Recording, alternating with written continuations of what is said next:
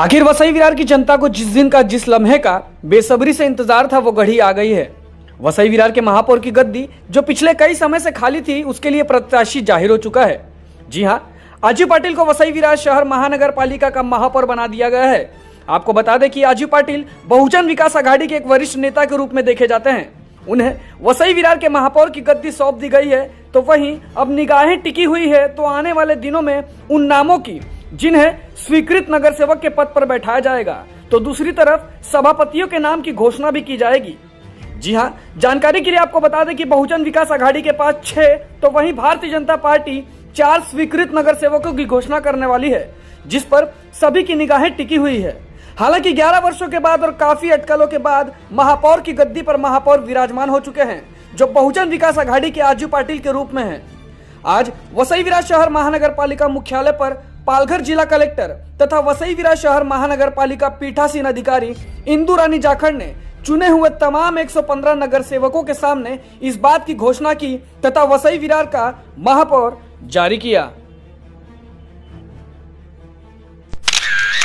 एकूण पालिका सदस्य 115 आहे, त्यापैकी ॲडव्होकेट दर्शना त्रिपाठी कोटक यांना 44 मतं प्राप्त झालेले आहेत। अनुक्रमांक 2 श्री अजीव यशवंत पाटील यांना 71 मतं प्राप्त झालेले आहेत।